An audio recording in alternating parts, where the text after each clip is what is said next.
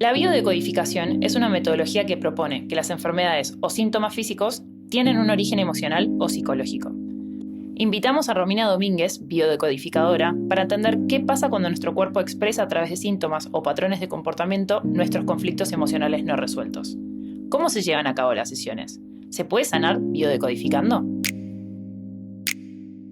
Estás escuchando Ordenando Caramelos. Somos Euge y Pilu y vamos a abrir el caramelo de hoy.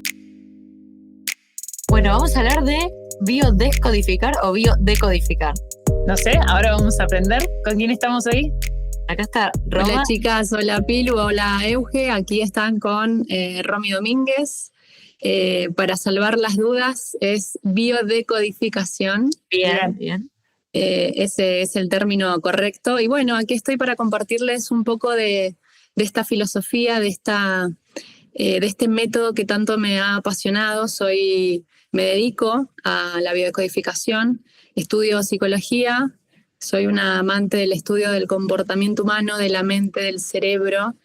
Así que bueno, estoy encantadísima de estar acá con ustedes para compartirles un poquitito de lo que sé y para a quien le pueda servir.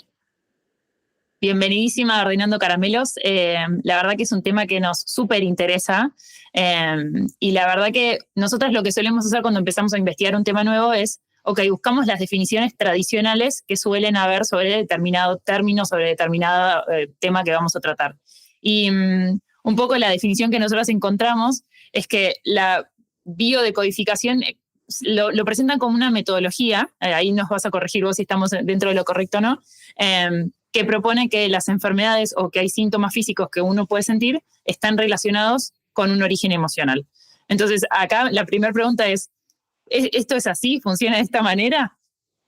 Sí, funciona de esa manera, pero es un poco reduccionista llevarlo únicamente a los síntomas físicos, ¿sí? A los diagnósticos, a los síntomas. En realidad sí se hizo famoso, popular, por tener este enfoque que hoy por suerte en la medicina ya se está viendo como un enfoque holístico en donde se tiene en cuenta varios factores y entre los factores está el emocional, pero no solo abordamos todo lo que tiene que ver con diagnósticos y con síntomas físicos, sino cualquier tipo de problema. Yo siempre explico cuando estoy trabajando con alguien, para mí el inicio es, el problema nunca es el problema, sino el tiempo en el que tardamos en resolverlo. Entonces, si tardamos nosotros en resolver algo, esto genera un estrés crónico que puede derivar en un síntoma físico. Es decir, cuando aparece un síntoma, un diagnóstico, es porque antes ha pasado algo que se ha extendido en el tiempo o un shock emocional muy potente, ¿sí? Entonces, bueno, abordamos tanto el síntoma físico como cualquier tipo de conflicto, cualquiera, porque detrás de todo conflicto hay un factor. El ser humano es multifactorial, no es un solo factor, pero está súper demostrado que uno de los principales factores es el factor emocional, y ese es con el que trabajamos en biodecodificación. ¿Cómo se estudia biodecodificación? ¿Cómo se estudia? En realidad es una rama en donde se estudia la neurología, se estudia la psicología, se estudia biología, PNL, se incluyen distintos enfoques como para justamente poder abordarlo desde un lugar más amplio, teniendo en cuenta siempre, por ejemplo, la biodescodificación que yo hago, para abordar el síntoma físico, trabajo con la medicina germánica. No sé si han escuchado. La medicina germánica, pero si querés contarnos un poco más. Ok, la medicina germánica, que está dentro de los estudios de la bio, que está incorporado, la medicina germánica es un marco teórico, es una teoría que fue estudiada por un médico alemán, se los voy a hacer de manera muy resumida, en donde a raíz de la pérdida de su único hijo, su esposa desarrolla un cáncer de mama y él un cáncer de testículos. Entonces empieza a investigar, él era médico, ya ha fallecido, empieza a investigar esta relación del shock emocional con el síntoma físico.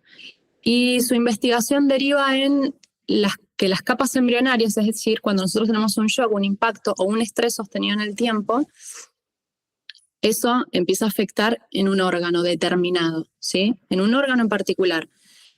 El tinte del conflicto va a afectar a una capa embrionaria, esa capa embrionaria a un órgano en particular. Entonces, de ahí se hace la relación, partiendo de cuál es el órgano afectado, el riñón, la piel, etcétera, ¿sí? Y en base a esto es donde se empieza a hacer el estudio de cuál es la relación con el conflicto, y es desde ahí donde se empieza a trabajar. Después tenemos, estudiar obviamente la biología, estudiar la psicología para comprender qué pasa a nivel cognitivo, ¿sí? Porque nuestros pensamientos, que son producto de nuestras creencias, generan emoción. Esa emoción en nuestro cuerpo se manifiesta en nuestro cuerpo, ¿sí? Nosotros sentimos la emoción, pero esa emoción en nuestro cuerpo dura un corto periodo de tiempo, minutos. Si esa emoción persiste en nuestro cuerpo, sigue estando en nuestro cuerpo, es porque el sistema de pensamientos lo está reforzando, le está diciendo quédate, ¿sí? Y esta emoción es la que puede llevar a ese estrés sostenido, el estrés crónico, que es el distrés, y es lo que deriva en o conflictos que no se están resolviendo o el síntoma físico. Entonces, se estudia de manera bien amplia e interesante la bio, teniendo distintos enfoques en cuenta.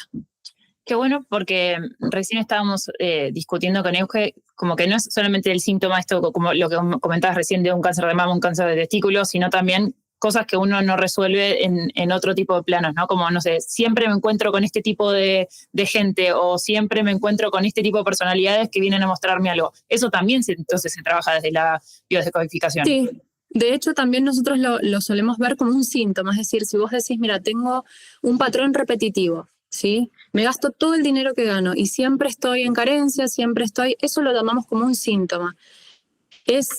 El conflicto para nosotros es eso que deseo que no se manifiesta en mi vida. Por supuesto que no podemos tenerlo todo, pero a esto me refiero. Quiero tener relaciones sanas, saludables, y de repente siempre me encuentro con el patrón de que mis parejas son o adictas o no están disponibles emocionalmente. Entonces todo esto nosotros lo vemos también como un síntoma y empezamos a analizar y vamos a encontrar la lógica. Siempre hay una lógica. A mí es una palabra que me gusta mucho porque no es por casualidad, nada es por casualidad. Todo tiene una intención positiva para mi biología y para mi psiquis también. Entonces hacemos como ese análisis. Esto que te está pasando a vos, este síntoma, ya sea físico o emocional, ¿qué tiene que ver con tu historia? ¿Sí?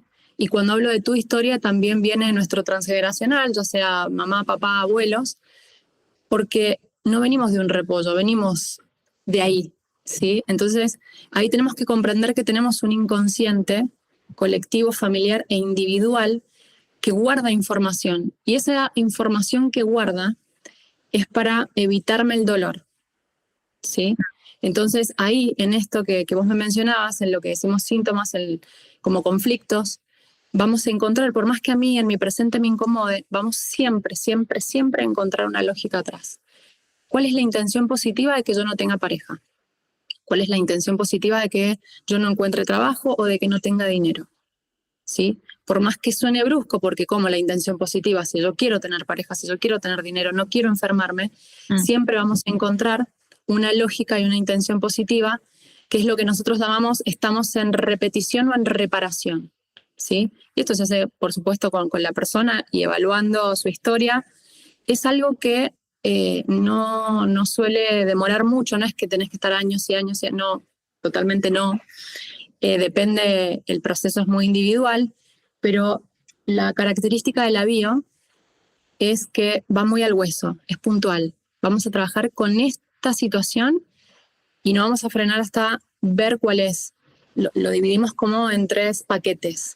Primero necesitamos comprendernos, comprender por qué, para qué, cuál es esa intención positiva, qué hay en mi historia, qué pasa con mi personalidad, ¿sí? Porque la personalidad también es algo que vamos construyendo y esa personalidad se construye para sobrevivir a un contexto, para adaptarse a un contexto.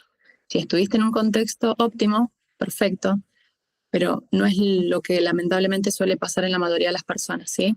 Entonces hacemos como todo ese estudio de comprender de dónde surge, qué está sosteniendo tu conflicto, qué está sosteniendo tu síntoma. Después hacemos como la tercera parte de incorporar nueva información porque no podemos resolver desde un mismo estado de conciencia. Yo necesito nuevas maneras de ver, nuevas perspectivas, ¿sí? Para encontrar nuevas soluciones. Y después pasamos a la tercera parte, que es la puesta en práctica, que no sé si todos los que hacen bio tienen esto, pero esta es una metodología muy mía que me gusta hacer un seguimiento con la práctica, porque para mí necesitamos dos factores, la toma de conciencia y la puesta en práctica, porque si no, es como, wow, lo entendí, entiendo de dónde viene, pero ahora ¿qué hago? ¿Sí? Claro. A mí me pasó que veía mucha gente perdida en esto, y yo soy amante de la acción. Para mí sin acción es como que, al igual que con la conciencia, entonces me gusta también adicionar esto como, bueno, ir haciendo un acompañamiento para quien lo desee, y siempre doy ejercicios para ir incorporando, porque cuando uno va poniendo en práctica, también se va conociendo y va reconociendo cuáles son las limitaciones, cuáles son los miedos para seguir trabajando.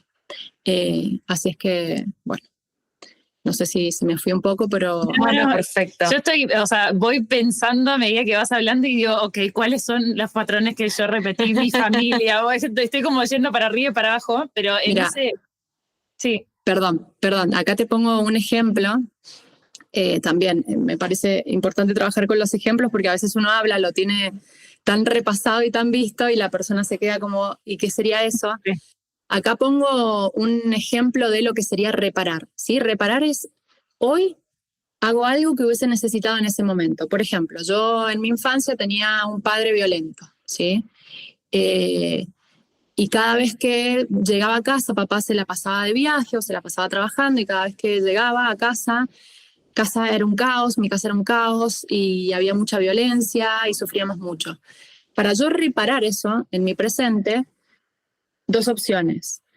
O no tengo pareja, por más que yo te diga, mi conflicto es que quiero tener un compañero en mi vida y no se da, y aparecen hombres que no están disponibles emocionalmente, porque mi inconsciente busca eso, busca evitar el dolor, y el dolor está relacionado a un hombre, ¿sí? Entonces acá yo estaría reparando. La otra opción es, bueno, no sé, de repente, casualidad, mi pareja es astemia, no toma alcohol, ¿sí? Porque mi papá, además de violento, era alcohólico, por ejemplo, ¿sí? Entonces, ahí es donde nosotros inconscientemente hacemos una reparación. Estoy dándome hoy lo que hubiese necesitado en ese momento, la ausencia de ese hombre, porque ese hombre representaba para mí el caos, el dolor de la familia, ¿sí? Entonces, hoy lo estoy reparando. Por eso es muy importante comprender, porque siempre, no hay excepciones, siempre vamos a ver esto en nuestra historia, ¿sí? Por supuesto que si hay algo que estoy sufriendo, que si hay algo que se repite, si hay algo que quiero esto y no me lo puedo permitir y termino sufriendo, siempre vamos a encontrar la lógica en la historia. Entonces hacemos como una limpieza, una comprensión, y de ahí tenemos que, de aquí para adelante, de nada sirve quedarse una y otra vez buscando hacia atrás. Una vez que se comprende, vamos hacia adelante y vamos corrigiendo de acá hacia adelante. Contanos un poco eso del análisis del árbol genealógico que se hace, ¿no? Y también exactamente esto que decías, ¿no? O sea, quiero creer que no estamos condenados a repetir los patrones que vienen de familia, pero una vez que tenés esa información, y me gustaría saber un poco cómo se llega, ¿qué hacemos con eso, no? Esto de decir, bueno, pasaba esto en mi familia, que hace que yo hoy lo transite de esta manera. ¿De qué sirve ese análisis de árbol en el día de hoy? Bien, a ver, primero quiero hacer una aclaración, porque hay personas que se frustran con esto porque o son adoptadas o no tienen información. De repente, no sé, mis padres fallecieron, no conocí a mis abuelos y no tengo ni idea. Claro. No pasa nada, no es que, no tenés información, estás condenado. No. El ver hacia atrás es justamente para lo que les decía, es para comprender, y comprender alivia. Porque justamente nos damos cuenta de que no estamos destinados, de que estamos programados para evitar el dolor. Esa evitación es producto de que nosotros hemos evolucionado, pero nuestra cabecita no ha evolucionado tanto, entonces está en un método de supervivencia. Y el método de supervivencia es evitar el dolor, evitar pasarla mal, siempre evitar, ¿sí?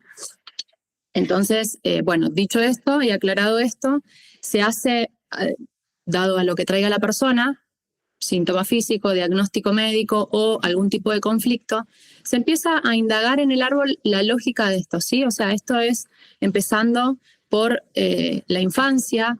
Hay algo que se llama proyecto y sentido, que es qué estaba pasando en ese contexto familiar, qué le pasaba a mamá mientras vos te estabas gestando, ¿sí? Esto está comprobado todo científicamente, ¿sí? El proyecto y sentido, que es cuál es el sentido de mi existencia, también está ultra comprobado cómo afectan las emociones, sobre todo de mamá, de papá también, pero cómo afecta eso en nuestra gestación y después en nuestro crecimiento, ¿sí?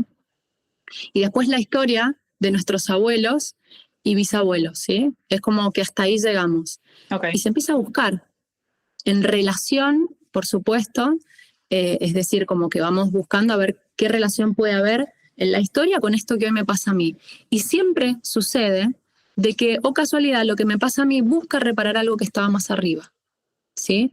Y esto que estaba más arriba es como que se van generando, es como si fuesen, para graficarlo, como nudos. Situaciones que se vivieron con mucho dolor y generalmente en silencio, como que no se compartía, ¿sí?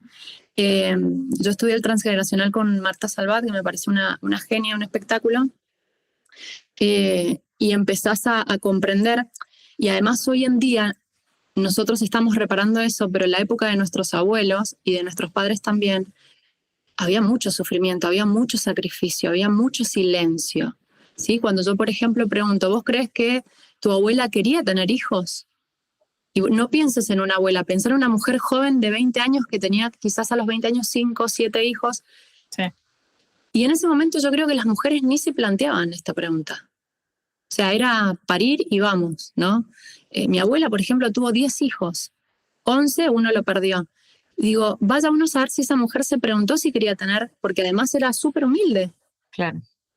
Bien, entonces es como ir indagando y es muy lindo y es muy liberador también. Si uno entra con una mente no de juicio, sino de curiosidad, que es lo que siempre recomiendo, la curiosidad, porque si no uno se empieza a cargar o de enojo o de pena o de curiosidad, y honrar esa historia, pero entender que necesitamos como cerrar ese círculo y abrir el nuestro, que es lo que yo le llamo como la segunda vida, una vida que elijo, no que repito.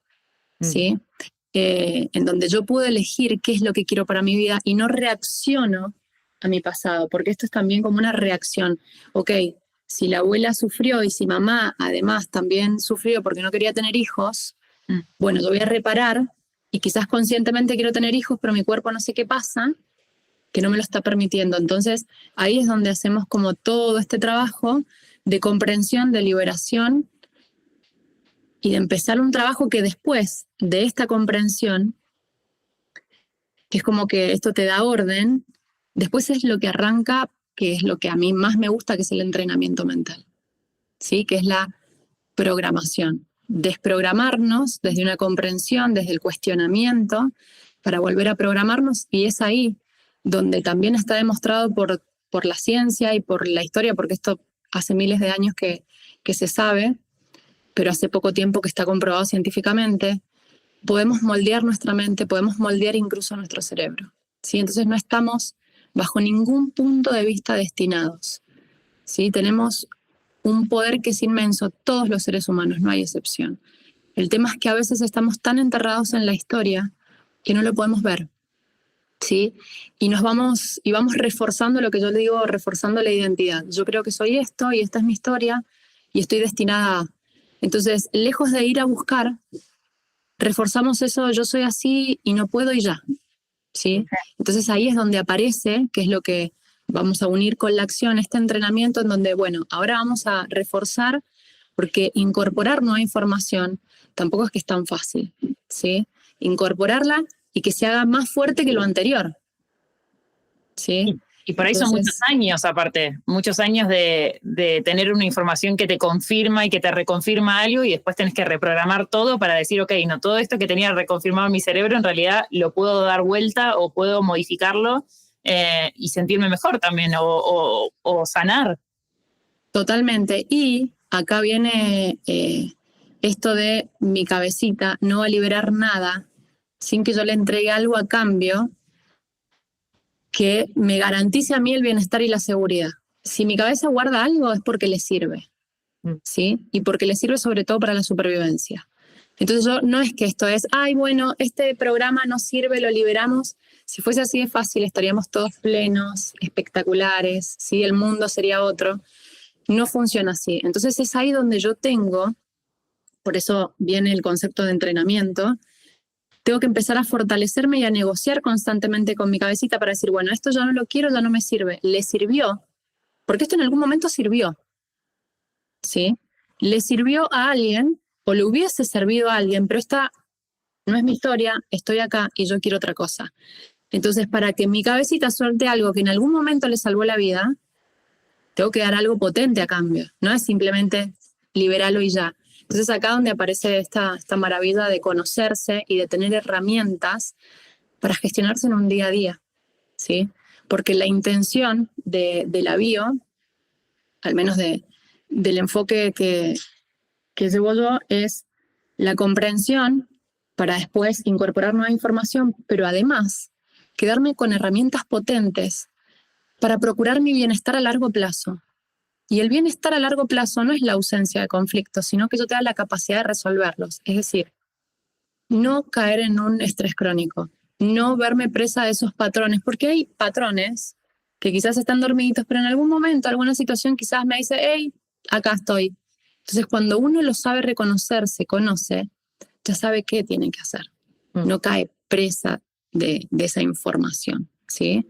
Entonces, está bueno tener en cuenta esto, ¿sí? A mí me gusta mucho pensar en que el ser humano debe acudir a una terapia no porque depende de esa terapia para vivir bien, sino como para, bueno, algunos empujoncitos. Entonces, es muy importante esto, la herramienta y que la persona se quede con herramientas y sobre todo que aprenda a conocerse.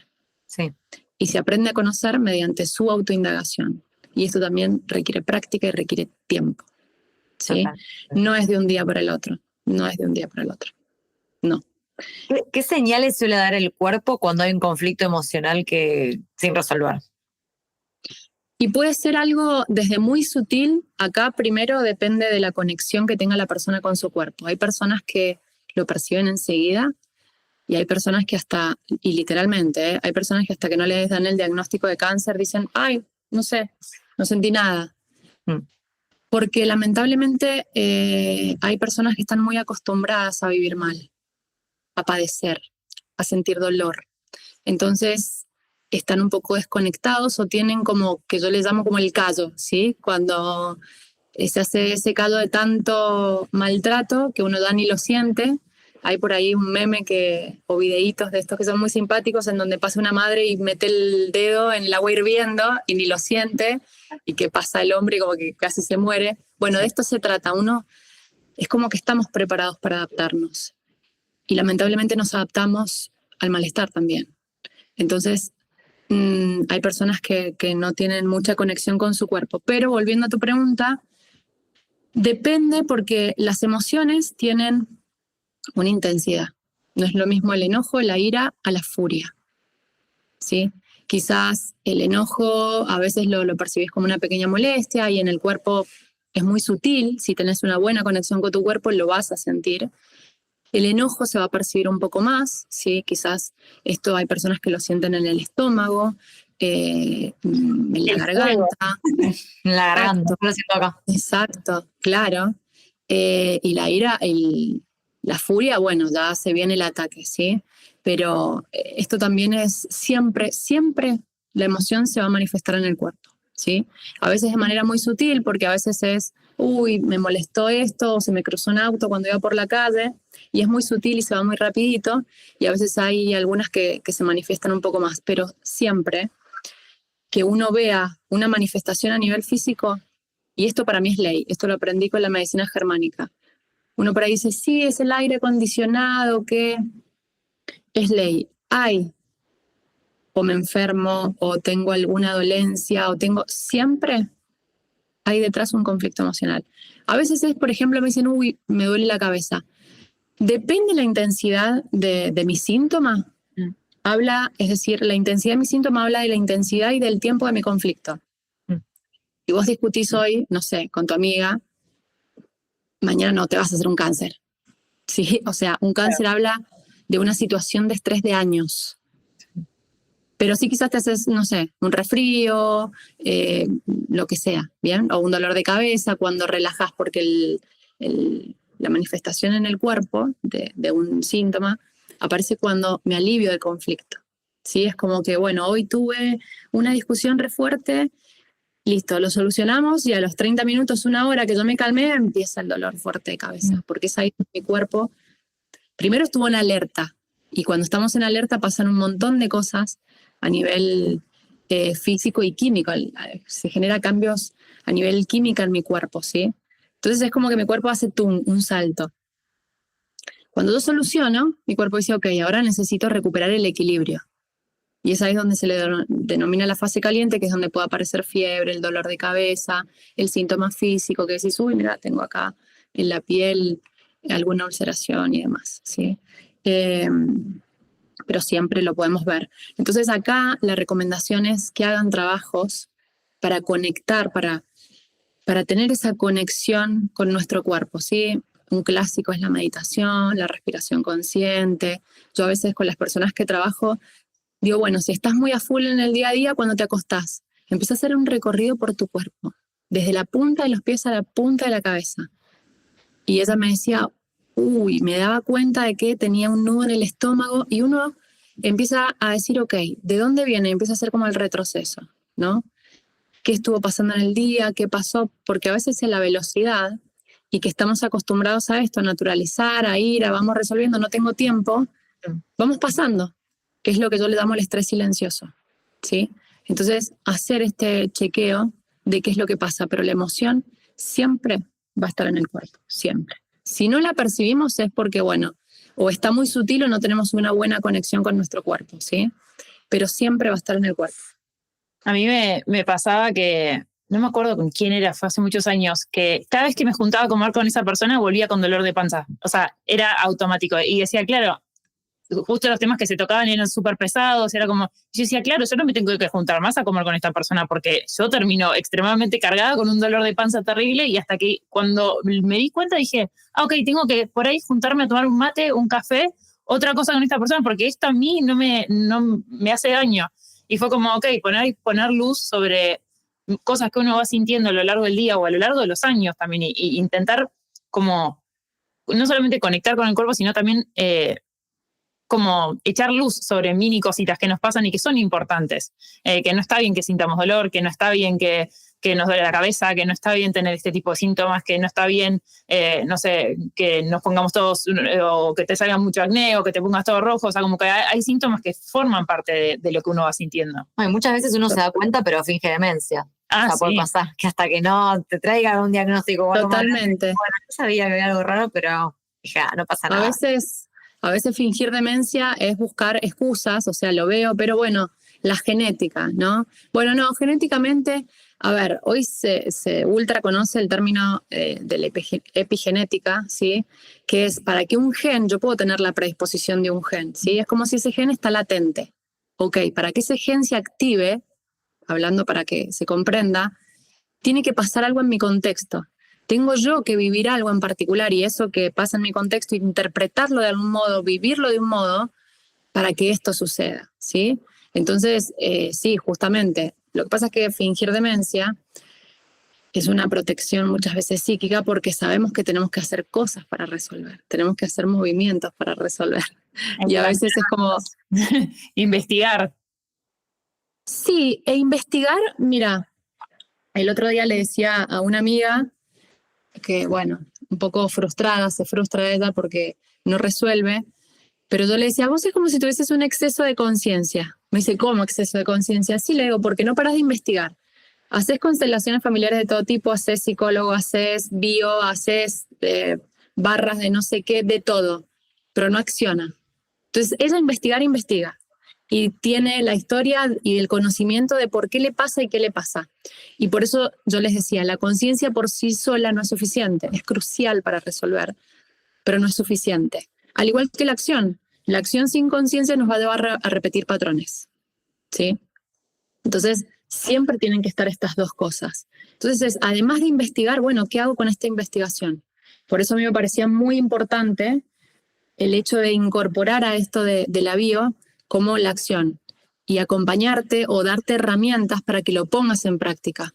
Porque si no, a veces uno incluso se va y reafirma esta creencia de estoy destinado, porque bueno, por ejemplo, hice constelaciones, pero ¿y ahora qué? ¿Y qué hago? Y quedó igual, ¿sí? Bueno, porque ordenaste a nivel incluso energético, ordenaste las cosas, pero ¿qué estás haciendo vos? Porque si seguís eligiendo lo mismo, o sea, tus ancestros no van a venir y te van a decir, ahí, corre, por ahí no es así. Entonces es la investigación y que la resistencia a veces, muchas veces, viene de la investigación, pero lo que más genera resistencia es el movimiento. Sé que me tengo que separar, sé que tengo que dejar este trabajo, sé que tengo, y es como, no, es muchísimo. Y ahí se activa, por eso es tan importante una mente entrenada, porque una mente entrenada va a ir a sobrevivir directamente.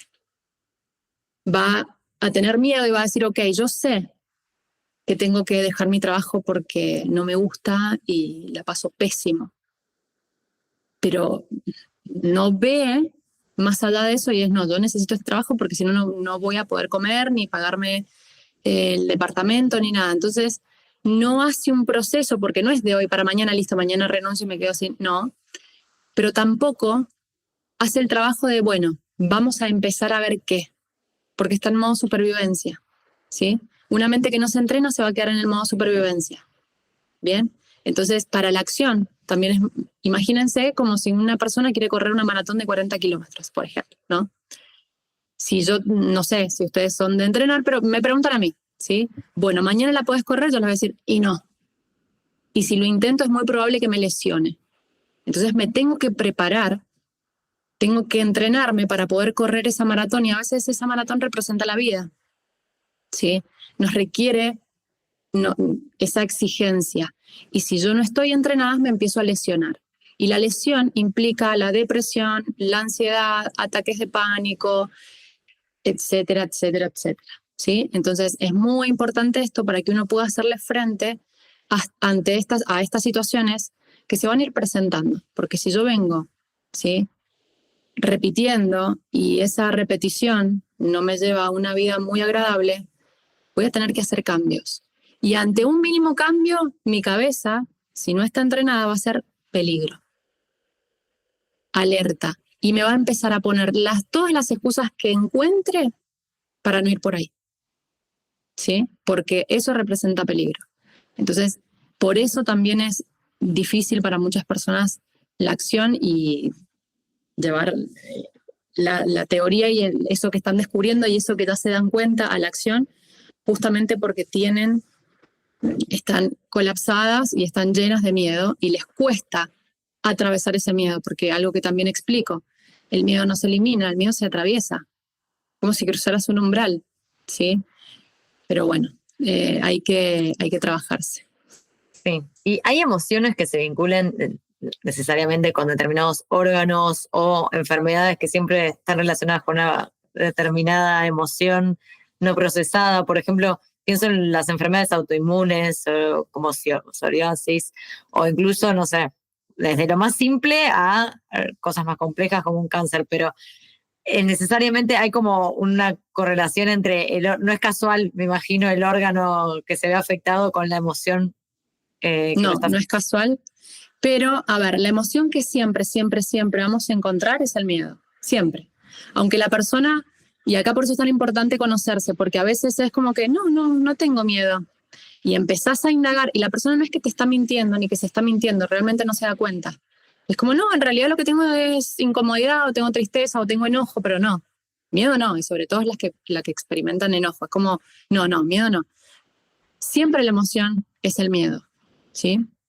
Después, respecto a si hay emociones que están relacionadas con algún tipo de órgano, en realidad acá yo lo llevaría a el tipo de lo que te comentaba recién, como el programa biológico. Hay un órgano afectado, como por ejemplo la piel. Esto está relacionado con un tipo de conflicto. Y en el conflicto siempre nos vamos a encontrar por lo menos con 3 emociones: enojo, tristeza y miedo, que son las emociones de la supervivencia de la respuesta de huida, lucha o congelamiento. El miedo siempre va a estar, lo que puede estar más es la tristeza y quizás no vemos tanto enojo o al revés. Pero es como que no es que si hay miedo te va a tocar el intestino, no.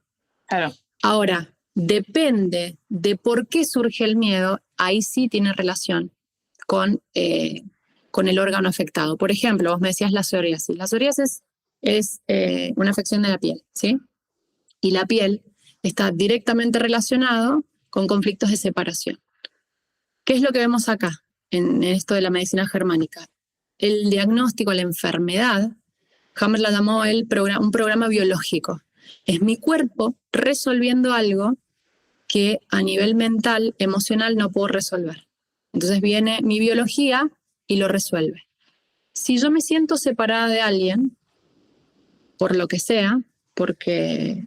Y a veces es, bueno, me siento separada de mi pareja y duerme conmigo, ¿eh? Acá es donde cada caso hay que ir profundizándolo. Estoy hablando de una generalidad. Pero si yo me siento separada de alguien, mi organismo va a decir, ok, mi cuerpo va a decir, ok, vamos a empezar a ulcerar, que es la pérdida de tejido, para que vos sientas más el contacto de la persona. ¿Sí? Porque la piel, ¿qué pasa? Nos protege, ¿sí? O conflictos con el contacto, es decir, no es que me sienta separada y quiera ese contacto, sino que puedo sentir peligro en ese contacto, ¿sí? Entonces es ahí donde nosotros hacemos desde una generalidad, empezamos a investigar. Y acá pueden pasar dos cosas, que la persona lo tenga ultra claro, ¿sí? O que diga, no. Y empezamos a buscar y siempre. Por eso les decía recién, esto es ley. Siempre se da de que el órgano tiene total relación con el conflicto. Una vez me pasó con una mujer que venía porque hacía 20 años tos crónica, hacía 20 años. Yo nunca lo había visto. Dije, Dios, súper incómodo. Y le explico, ¿no? De qué va. Me dice, no, la verdad es que no tengo ningún tipo de conflicto. Entonces yo le doy un ejemplo. Y cuando le doy el ejemplo me dice, sí, hace 20 años tal cosa. Esto es naturalizar y acostumbrarse a vivir de ese modo, ¿sí? Incluso, aparte ella me lo decía totalmente, me dice, incluso ayer estuve llorando por eso. Es como... y me acababa de decir que no tenía ningún problema. Esto pasa mucho. No pasa siempre, pero pasa mucho. Porque las personas aprenden a vivir así y lo ven como algo normal, como algo natural. Entonces no lo reconocen como un conflicto. Sí. Hasta que le empezás a decir y te dicen, wow, no me había dado cuenta. En ese darse cuenta, ¿en qué consisten las sesiones de biodecodificación? O sea, ¿cómo se organizan? Es como... ¿Cómo lo organizamos? Partimos desde un motivo de consulta o conflicto, ¿sí? Supongamos que vos venís a consulta, yo te digo, ok, venís por algún diagnóstico, por algún síntoma físico, por un conflicto. Esa es la primera diferencia, porque si venís con un síntoma, directamente es cuál es el diagnóstico, y acá hay algo muy importante, hago un paréntesis.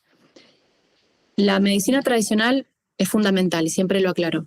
Esto no reemplaza terapia psicológica, esto no reemplaza tratamiento médico, por favor no, y es más, necesitamos a la medicina tradicional, sobre todo el diagnóstico, porque la medicina en eso ha avanzado muchísimo y es muy acertado en el diagnóstico. Es decir, es muy raro que te declaren, no sé, un cáncer, una proliferación o algo que no. Claro, a vos te dicen es diabetes y es diabetes, ¿sí? O sea, es como que muy certero. Y ese diagnóstico lo vamos a utilizar, ¿sí? Para trabajar. Entonces ahí entramos como más directo. Si viene con un conflicto, empezamos a buscar, como yo les decía recién, la lógica, ¿sí? Bueno, ¿cuál es tu conflicto? ¿Qué querés tener pareja y no se te da? ¿Qué querés tener hijos y no se te da? Empezamos a buscar partiendo siempre desde el presente. Y vamos retrocediendo. Es como que vamos haciendo una comprensión, haciendo preguntas estratégicas y preguntas tan simples como en esta situación que estabas pensando, el sentimiento, la creencia limitante. La creencia limitante, reconocerla es crucial porque es lo que me va a llevar a mi historia, porque es lo que heredamos, ¿sí? Entonces, desde esa creencia limitante empiezan a pasar un montón de cosas porque de la creencia limitante nacen pensamientos, de los pensamientos emociones y de las emociones el estrés crónico que hace que no resolvamos y todo lo que estábamos hablando recién. Entonces, esa creencia limitante, cuando lleguemos a esa creencia limitante, que obtuvimos gracias a una escena presente, de acuerdo al conflicto de la persona, nos va a llevar a nuestra historia. Y ahí empezamos a indagar en esa historia, ¿sí? Hacemos como un cambio de perspectiva porque también necesitamos, hay situaciones que se han vivido de manera traumática y son, lo que yo le digo, se ha quedado congelada la persona en ese momento. Quedó algo congelada, representa a nivel emocional no está resuelto, ¿sí? Y si hay algo que a nivel emocional no está resuelto, lo voy a repetir. ¿Por qué? Porque es una manera, es un recordatorio que me dice esto no está resuelto o te tenés que proteger de esto, ¿sí? Entonces ahí es donde hacemos como una liberación de la emoción, hacemos un cambio de perspectiva, ¿sí? Y volvemos al presente. A veces con una sola sesión es suficiente y a veces hay que hacer un acompañamiento de un poco más. Eso es muy personal y muy individual. ¿Qué puede hacer uno desde casa si no está atravesando un proceso de biodescodificación, pero para empezar a conectar con sus emociones? Bueno, porque es muy difícil, obviamente necesitas acompañamiento, pero el que está escuchando, que es la primera vez que escucha hablar de este tema, ¿qué es lo primero que le recomendarías como para empezar a conectar con su cuerpo y lo que le está tratando de decir? Mira, lo primero es, te diría como un mapeo del estrés, ¿sí? Que vos empieces a hacerte preguntas. Las preguntas son cruciales, porque las preguntas te van a ir guiando y hacerte preguntas correctas, ¿no? Entonces ¿tengo un estrés que no resuelvo hace mucho? ¿Tengo algún problema en las relaciones? ¿Tengo algún problema, alguna manifestación a nivel físico? Y ahí no es, sí, tengo una alergia, es, ¿suelo estar cansada o cansado cuando me levante? Cuando me levanto cada mañana. ¿Tengo ganas de salir al día a día? Estas son que va más allá de lo físico, ¿no? De lo palpable, de lo que observo. Esto también se observa, pero hay gente que, como les decía recién, y la verdad es que yo estoy cansada todo el día, pero bueno, debe ser el día a día, el diciembre. Claro. Bueno, no es normal, o sea, hay algo que atender. Entonces, hacerse como esas preguntas y hacer un mapeo del estrés, cómo van mis relaciones, trabajo de algo que me gusta, cómo me siento respecto a eso, de disfruto o no disfruto, cuánto disfruto hay en mi vida, porque no se puede disfrutar todo, por supuesto, pero hay personas que te dicen, para mí el disfrute en mi vida no existe, o no sé disfrutar, no sé por qué es más fácil sufrir que disfrutar, ¿sí? Y el cuestionamiento, las preguntas, ¿sí? ¿Cómo me siento yo en el día a día? El medirse la energía es muy importante, este es un muy buen indicador. Además de, a lo largo del día, cómo me siento y que yo pueda diferenciar en las emociones que puedo sentir a lo largo del día con los estados emocionales. El estado emocional es una emoción que se cronifica, ¿sí? Por ejemplo, si vos decís, me pasa que soy muy reactiva, me enojo por cualquier cosa, eso ya es un problema. O me pongo triste, estoy triste todos los días, o día por medio, o todos los fines de semana, eso ya es un problema, eso hay que atenderlo. No esperen a que el dolor sea demasiado intenso, no esperen a que el problema sea demasiado grande y pregúntense y si es necesario, resuelvan. Y acá hay algo que para mí también es como ley. Si han pasado más de 90 días y no puedes resolver tu problema, tenés prohibido autoaconsejarte, tenés que pedir ayuda. Como para medirlo, esos son patrones de hace cuánto que estoy en esto. Momento de pedir ayuda, porque también hay muchas cosas que las podemos resolver con la autoindagación, con el cuestionamiento y con, bueno. Pero si llevas más de 90 días en un problema, busca ayuda, porque evidentemente solo no lo estás pudiendo resolver y no tiene nada de malo. Y eso también tiene que ver un poco con naturalizar el pedir ayuda, ¿no? Que es algo que a veces nos enseña que, bueno, no hay que pedir. Y en estos temas me parece que es súper importante como desmitificar eso. No podemos con todos solos o solas. Y hay que dejarse ayudar y pedir ayuda en los momentos que uno lo necesita, porque la vida también es muy larga, pasan un montón de cosas y uno no siempre tiene las respuestas ni las soluciones para todo y tenés que hacer un ping-pong con la gente que tenés cerca o con profesionales que tengas cerca para vivir una vida más feliz, que creo que es un poco el objetivo que tenemos en esta vida, no solamente sobrevivir, que me parece como cuando hablamos de supervivencia es algo muy animal incluso, es como es volver a los orígenes, siento, más primarios, de decir, ok, tengo que sobrevivir. Pero bueno, después de sobrevivir hay una vida que vale la pena ser vivida, que vale la pena disfrutar, que nada, que hay que aprender a ser feliz también, ¿no? Siento que a veces nos focalizamos en lo otro. En resolver. En realidad, ahí como agregando que vos me dijiste esto de pedir ayuda, y a tu pregunta también tener en cuenta esos comportamientos excesivos. Donde hay exceso hay carencia. ¿Sí? Entonces, si yo, por ejemplo, tengo un exceso de resolver yo sola, ok, fíjate, porque algo está pasando. O pedir ayuda constantemente, ok, hay un exceso, algo está pasando. Entonces, en esos comportamientos excesivos también hay que poner atención. Bien, siempre donde hay exceso hay carencia por otro lado. Pasando a esto que vos mencionabas de la felicidad es lo que hoy en día nos lleva al malestar. Ahora lo explico y lo desarrollo, puede parecer contradictorio, pero hoy en día como que se va correteando, persiguiendo la felicidad. Y es esto lo que nos hace vivir en un estrés crónico. ¿Por qué? Porque vamos persiguiendo la felicidad que viene de afuera, que viene de los objetos, que viene de las relaciones, que viene de lo que voy obteniendo, incluso de los objetivos, ¿sí? Bueno, me propongo este objetivo y esto me va a dar felicidad. Y cuando llego a eso, o estoy con esa persona, o me compro este objeto, o cambié el auto, lo que sea, nos damos cuenta que, duró poco. Entonces empezamos a experimentar como ese vacío, ¿sí? Que nos aleja de esa felicidad que todos anhelamos. La felicidad, esto es una opinión mía, ¿no? Como una visión mía, la felicidad tiene que ver con la paz, la serenidad y la tranquilidad que tengo conmigo, ¿sí? Porque si yo no estoy en paz conmigo, voy a vivir en estrés. No importa aunque tenga a la mejor pareja, los mejores hijos, el mejor trabajo, voy a estar en estrés. Y hasta en un momento voy a decir, que esto que lo he escuchado en algunas oportunidades, lo tengo todo y sin embargo no estoy bien. ¿Sí? Entonces la felicidad no es lo que alcanzo, es en quién me convierto yo en el proceso. Porque siempre me voy a estar convirtiendo en algo, porque somos seres dinámicos, que vamos evolucionando, que vamos creciendo, que se nos van presentando desafíos en la vida y esos desafíos van haciendo que nosotros nos vamos creciendo. En ese crecimiento, que ojalá siempre sea un crecimiento y una expansión, ¿en quién me voy convirtiendo? Y esto es, para mí la felicidad es esa tranquilidad que me dan ganas de compartir con un otro. Y acá para hacer la diferencia, es la diferencia que hay entre el placer y la felicidad, se lo confunde. El placer es algo que se obtiene, que está bien, es parte de la vida, pero se obtiene de algo externo. Tanto de un pastel de chocolate, como de una compra que hice, como de un viaje incluso, ¿sí? Me da placer esto. Pero esto dura un corto periodo de tiempo. Es como que tiene un pico y baja. Está bien, es parte de la vida. La felicidad es una tranquilidad de base, es un estado del ser, en donde yo incluso puedo estar enojada y ser feliz.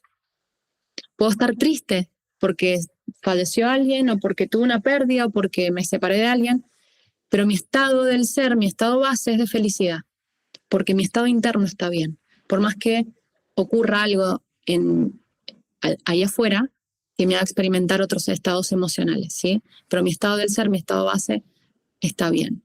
Y hoy como que veo que la gente anda buscando, entonces para mí siempre el inicio es revisar la relación con vos, cómo está, hacer lo que tengas que hacer, que vas a ver que esto se va a manifestar en tu exterior, en tu contexto, en tus resultados, y todo cambia. Cuando el interior cambia, todo cambia. Entonces ahí es donde empezamos indefectiblemente empiezan a pasar un montón de cosas, empezamos a tener menos miedo porque bajamos ese estado de supervivencia que vos mencionabas recién, ¿sí? Si yo estoy en el estado de supervivencia, siempre voy a estar, como te decía, evitando. Entonces no importa qué carrera me gusta a mí, no, voy a elegir esta porque es la que me dijeron que me va a dar dinero. Entonces siempre voy a estar en esa evitación y hay una desconexión conmigo. Cuando evito, no voy por lo que yo quiero, voy para evitar el dolor.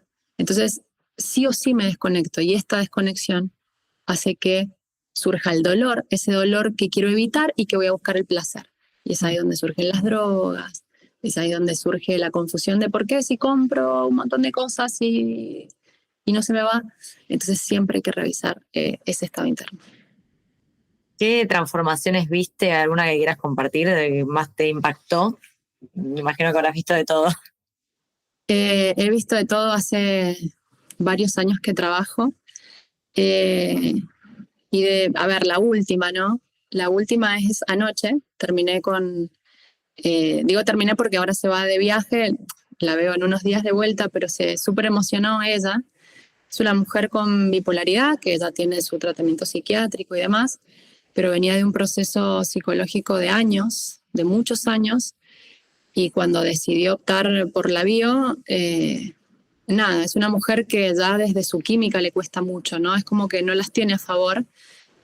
Y ayer súper emocionada me contaba porque se va por primera vez de viaje sola a otro país, algo que me dice yo nunca pensé que me iba a animar, y ha hecho un cambio en su vida muy profundo, muy lindo, y se súper emocionó porque me dice, yo no pensé que esto era posible. Es como que, bueno, uno se va acostumbrando y decís, bueno, me voy tomando la pastilla para tratar de vivir lo menos mal posible.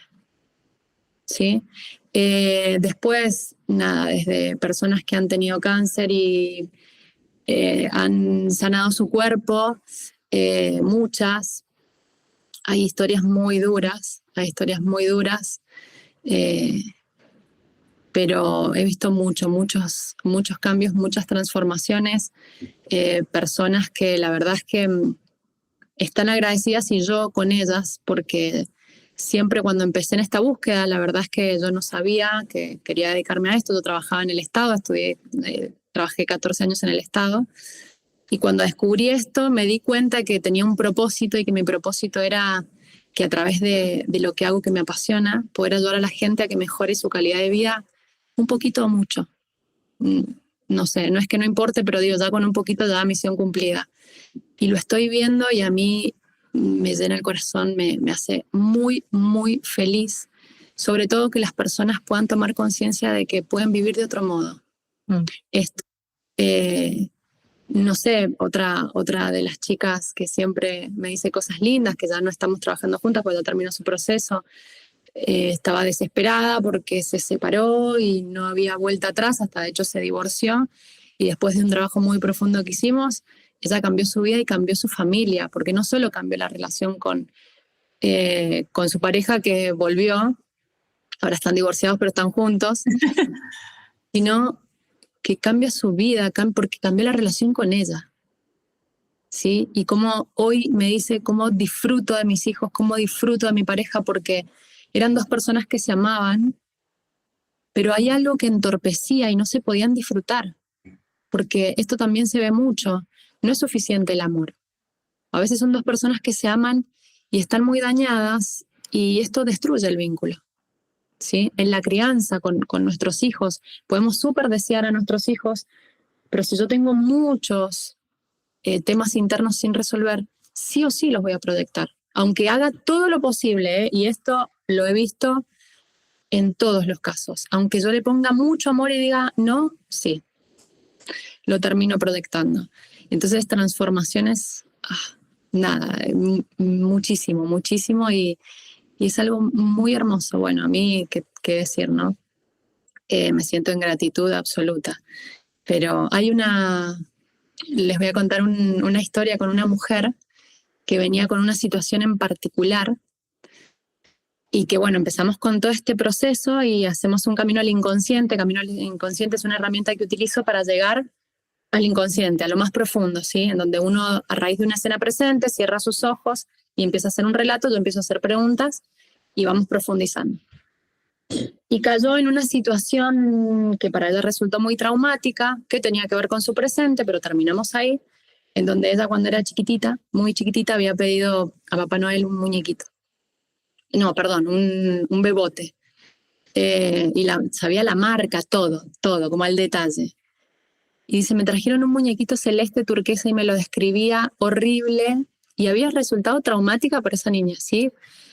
Porque a sus hermanos, si no recuerdo mal la historia, como que le habían regalado los bebotes a los hermanos y a ella este muñequito, ¿sí? Porque tenía hermanos. Bueno.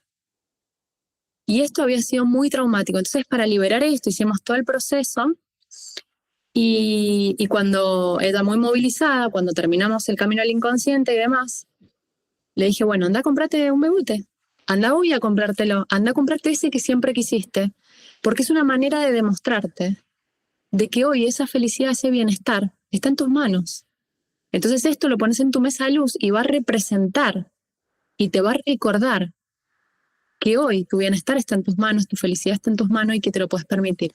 Y se los cuento porque se comunicó a los 20 minutos conmigo, me envió una foto, le había comprado ropa al bebote, tenía el nombre, todo, y se iba de viaje al otro día. Y me dice, me lo voy a llevar, espero que no me lleven presa ni que me lleven a ningún internado, como que estoy loca, pero para ello esto, que era algo tan simple, que obviamente fue con un trabajo de conciencia, esto simbólico que era, bueno, lo compro, después lo dejo en la mesita de luz, para ella representó algo muy profundo que le implicó una toma de conciencia de, es cierto, ¿por qué tengo que estar un día en esa escena que tenía 4 años y que no me pudieron dar lo que yo quería? Si hoy sí puedo, porque verdaderamente ella sí podía, ¿sí? Entonces fue algo muy bonito, pero bueno, casos hermosos tengo muchos. Qué lindo. Qué lindo, y me quedo así un poco a modo de cierre también, a modo de último caramelo, si se quiere. Empiezo yo, pero porque justo me quedó esto, digo, qué lindo emplear la palabra transformación. Siento que ese famoso "la gente no cambia", sí puede cambiar y sí puede modificar la manera que tiene de pensar y la manera que tiene de vivir la vida. Y también otra cosa que me quedo de esta charla es el camino de la vida es muy único, ¿no? El camino de la transformación personal es muy único y muy personal. Y me encanta que a través de la biodecodificación y a través de la psicología y a través de muchas herramientas, uno lo que intenta hacer es siempre conocerse. A veces el foco está puesto en conocer a un otro, en formar una familia con un otro, en hacer cosas de afuera, y uno se olvida de mirar para adentro. Entonces me parece como súper importante esto de volver a uno, volver a qué herramientas tengo yo para conocerme a mí, y que Pilar va a cambiar mucho durante toda su vida, y seguir teniendo esas herramientas y haciéndose esas preguntas para seguir conociéndose y seguir trabajando en uno. Y yo creo que uno, cuando empieza a trabajar en su persona, es como que ya no se puede volver atrás, ya no se puede volver a la Pilar que no sabía esto. Ahora ya lo sabés, ahora ya lo conocés, y ahora tenés que trabajar con lo que tenés para transformarte y para seguir creciendo y seguir mejorando como persona. Y eso es un poco lo que a mí me queda un poco de esta charla quizás hoy. Hermoso. No sé, Euge, el tuyo, tu último caramelo. El mío creo que es que el cuerpo habla, que uno lo tiene que escuchar, y que siempre habla. Es un poco lo que decías al comienzo. Y una invitación un poco a prestar atención a lo que está diciendo el propio cuerpo, y también entender que si uno hace un proceso en el cual de repente se da cuenta de esto, de creencias limitantes o de cosas que se repiten o de situaciones traumáticas o lo que sea que todos tenemos, entender que es uno el que está haciendo el proceso, no todas las personas que están alrededor. Entonces a veces pasa que decís, bueno, entonces ahora quiero que se den cuenta todos, y el proceso es muy personal. Entonces creo que también está bueno entender que uno puede cambiar su actitud frente a lo que pasa siempre, y su actitud frente a lo que el otro hace. Pero a veces se cae en querer cambiar al otro o querer que el otro sea de otra manera, porque ahora que me di cuenta que era así, quiero que sea de otra forma. Entonces, un poco hacer ese proceso y volver a que es personal, y entender que si bien uno no puede cambiar cómo es el otro, siempre puede cambiar cómo uno reacciona. Y a lo mejor esto que contabas de esta chica que no podía cambiar cómo reaccionó a los 4 años, pero hoy puede reaccionar distinto, creo que se repite en un montón de casos eso de, bueno, yo en su momento reaccioné como pude con las herramientas que tenía, pero hoy puedo reaccionar distinto frente a una misma persona o una misma situación. Y creo que Totalmente. es lo que está bueno de este proceso. ¿Cuál es tu último caramelo? Mi último caramelo es, a ver, hay una frase que me gusta que es: el conocimiento nos da poder, pero el autoconocimiento nos empodera. Y creo que esto, como último caramelo, quiere decir que siempre, siempre, siempre hay algo que se puede hacer para vivir mejor. Siempre. No hay excepciones. Porque hay circunstancias que no podemos cambiar, pero sí podemos cambiar la perspectiva, cómo lo estoy viviendo. Entonces, Esto es lo que me gustaría dejarles, que no naturalicen el malestar, que no se acomoden en ese malestar, porque siempre hay algo que se puede hacer para vivir mejor, y que no piensen en el corto plazo, porque las decisiones que tomamos hoy, lo que hacemos o lo que no hacemos, no solo está influyendo en este momento, esto está modificando y va a influir en mi mediano y en mi largo plazo. Entonces tenemos que ser también muy responsables, que no por evitar la incomodidad del cambio hoy, nos aseguremos un malestar a mediano y largo plazo, como no ser cortoplacistas, que el cambio al inicio trae un desorden, ese desorden puede verse como un caos, porque cuesta, porque ya lo sabemos, todo lo que genera el cambio a nivel cerebro, a nivel mente, a nivel emocional, pero después de ese desorden se empieza a ordenar todo de una manera preciosa, y les prometo que hay otra vida detrás de eso, una vida en donde las cosas no tienen peso, es como que hay más fluidez, es todo más livianito, es decir, la vida no se trata de remarla en dulce de leche, se trata de generar esa capacidad que nos permite, que para mí esto es el bienestar, nos permite resolver en un corto periodo de tiempo, no hundirme en el problema de decir, ok, bueno, estoy pasando por esto, vamos y resolvemos. Y además también el bienestar representa la capacidad de disfrutar lo que tengo, que hoy en día se ha perdido muchísimo. Es como que siempre estamos buscando esa felicidad y me estoy perdiendo de este instante y de lo que me rodea en este instante. Entonces, como esta balanza, poder resolver en un corto periodo de tiempo, y esto lo voy a hacer si me conozco, y poder generar la capacidad de disfrutar de todo lo que tengo en mi vida, sea más, sea menos, no sé, pero poder disfrutar, porque les aseguro que todo el mundo tiene algo para disfrutar, ¿sí? Así es que este es mi último caramelo. No, muchísimas gracias. ¿Dónde te podemos encontrar? Me pueden encontrar en Instagram en roma.dominguez.bio o en la web www.romadominguez.com. Ahí van a encontrar toda la información sobre mí, sobre lo que hago. Tienen recursos gratuitos, así que los invito a que se sumen. Hay recursos gratuitos, hay cursos que son muy interesantes. Hay uno que estoy lanzando de entrenamiento mental que lo súper recomiendo, porque me parece que es un manual básico para vivir bien, que lo debería tener todo el mundo. Así es que bueno, los invito a que se sumen a la comunidad. Y gracias chicas por esta oportunidad. La verdad que es un placer. Yo me quedo pensando mucho. Así que gracias de verdad por sumarte a Ordenando Caramelos, y ojalá que esto ayude a mucha gente y que mucha gente se anime a hacer ese camino de transformación y nada, que esto sea contagioso, ¿no? Exacto. Los invito a eso, a que no tiene por qué ser de un día para el otro. Esto es de manera paulatina, pero que no se queden viviendo una vida que no tienen ganas de vivir, que cierren el círculo y que se atrevan a abrir el nuevo círculo que para mí representa esa segunda vida, la que uno elige, no la que está repitiendo. Así que gracias chicas. Muchas gracias a vos. Si llegaste hasta acá, seguro que es porque te gustó mucho este podcast. Compartilo con tus amigos y seguinos en redes para aprender más sobre este caramelo. @Ordenando Caramelos en Instagram y TikTok. Ahora también te puedes suscribir a nuestro canal de YouTube y ver nuestros episodios completos.